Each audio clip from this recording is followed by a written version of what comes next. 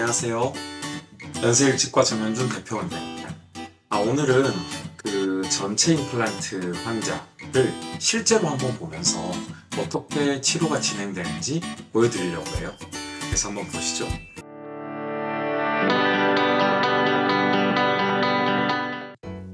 이 환자분은 그 임플란트 틀니를 쓰고 있었는데 보시면 파노라마 사진상에서 이 오래된 임플란트가 오른쪽 위턱에는 실패된 채로 노철물이 빠진 채로 뼈에 간신히 걸려 있고, 왼쪽도 한 개의 임플란트는 실패되어 있고 또 두 개의 임플란트로 이렇게 철봉처럼 틀니를 잡아주고 있는 상태였어요.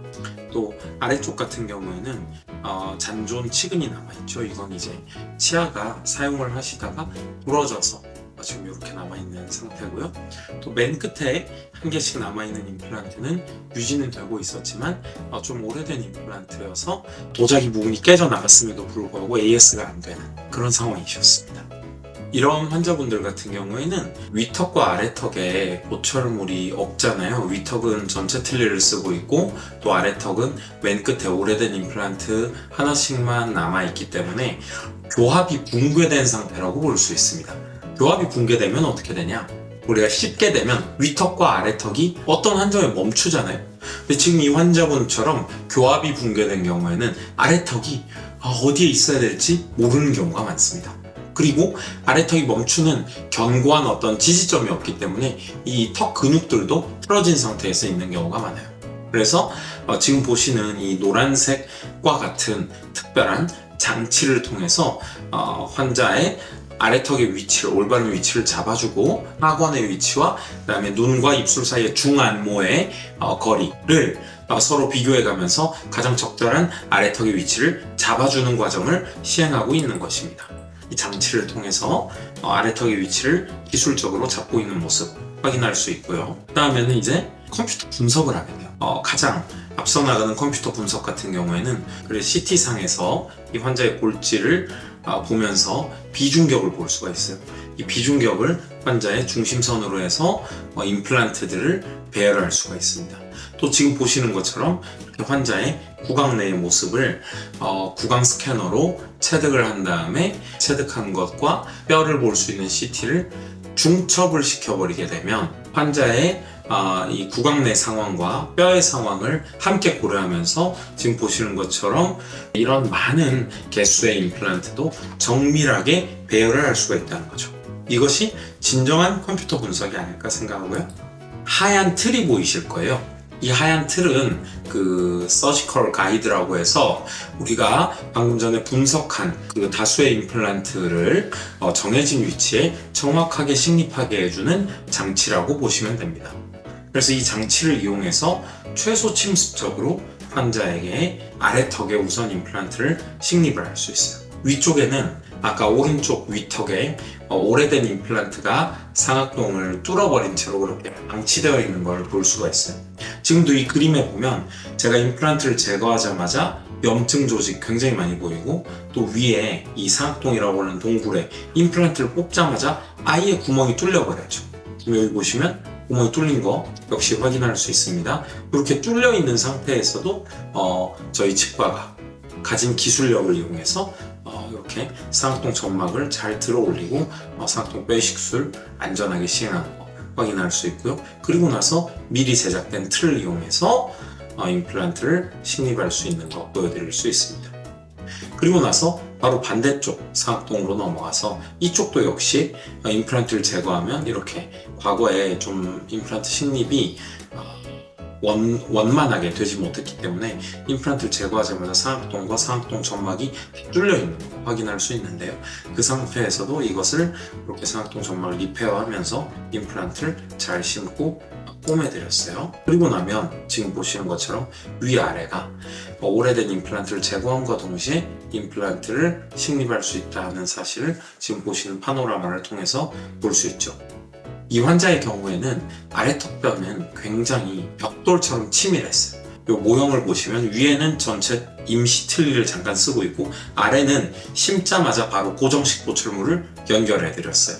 그거는 이 환자는 이 아래턱뼈는 굉장히 단단했고 또 위턱뼈는 굉장히 무르고 또 상악동 빼식술도 많이 했기 때문에 이런 경우에는 최종 보철이 완료되기 전까지 사용하는 임시 보철물 양식이 좀 달라요.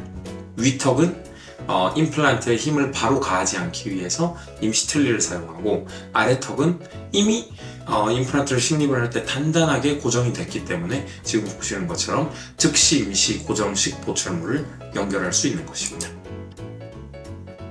그리고 나서 이제 일정 정도 시간이 지나면 아까 우리가 임플란트 심을 때 썼던 이 흰색 가이드 틀을 이용해서 구멍만 뿅뿅뿅 뚫어준 다음에 미리 준비된 맞춤형 지대줄을 이렇게 연결해 줄 수 있고요. 피가 전혀 거의 나지 않죠. 왜냐하면 잇몸을 크게 절개하지 않았기 때문입니다.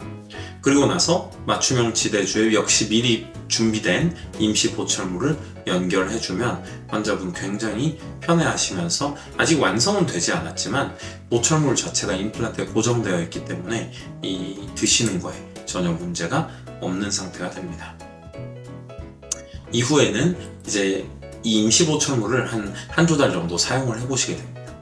임시 보철물 사용 이후에 최종 보철물로 완료하기 전에 지금 보시는 것처럼 이렇게 오경을 측정해서 아래턱의 위치를 다시 잡아주고 몇 번 조정 과정을 거쳐서 최종 보철물을 제작하게 되는데요. 지금 보시는 이 그림처럼 우리가 이렇게 식사를 할 때도 씹기만 하는 게 아니라 좌우로 간다든지 아래턱이 이렇게 앞으로 나온다든지 한 운동을 하게 되죠. 그 운동 양식을 기계턱, 고합기라고 하는 기계턱에서도 이렇게 잘 구현하는 모습입니다. 그리고 나서 최종 보철물을 완료할 수 있습니다. 이 완료 후에 한 1년 반 정도 이후에 촬영한 사진이에요. 지금 보시면 잘 기능하고 있는 거를 볼 수 있고요. 그리고 나서 1년 반 이후에 파노라마 사진, 저희 같은 경우에는 측면을 보는 세펠로 사진을 촬영을 하는 것을 기본으로 하고 있고요. 그 이유는 우리가 환자의 그 안모 분석을 통해서 높이의 조화로움을 확인하기 위해서 이런 사진도 촬영을 하고 있습니다. 지금 오늘 보신 게 처음 사진은 이랬죠. 환자의 파노라마 사진에서 보면 환자의 교합 고경은 완전히 소실되어 있었고 위턱과 아래턱에 오래되고 실패한 임플란트들이 방치되어 있었어요.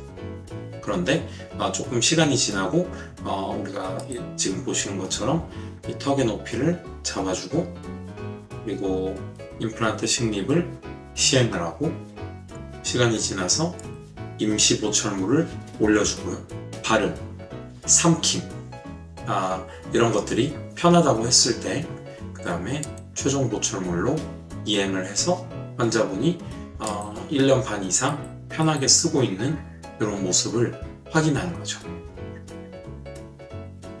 이와 같은 과정을 통해서 불가능하게만 보였던 실패된 임플란트가 입안 곳곳에 배치되어 있고 상악동이 뚫려 있었던 이런 어려운 증례도 한 번에 하루의 수술에 진단에서부터 수술 과정까지 잘 끝나는 것을 볼 수 있고 최종 보철을 정밀하게 제작을 해서 환자의 턱의 높이, 입술의 돌출도, 발음, 그리고 삼킴까지도 통제할 수 있음을 오늘 이 증례를 통해서 보여드렸습니다.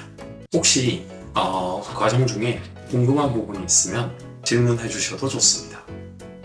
최근에는 이뿐만 아니라 내원하신 당일에 진단, 그리고 치료, 임시보철물 제작 및 수술까지 가능할 수 있도록 시스템이 고도화된 병원이 많습니다. 또한 치과 공포증이 있는 환자분들에게 수면 치료도 제공할 수 있기 때문에 수면, 즉 의식하 진정 상태에서 위아래 전체 수술이 마무리될 수 있음을 보여드린 것입니다. 오늘 경청해 주셔서 감사합니다.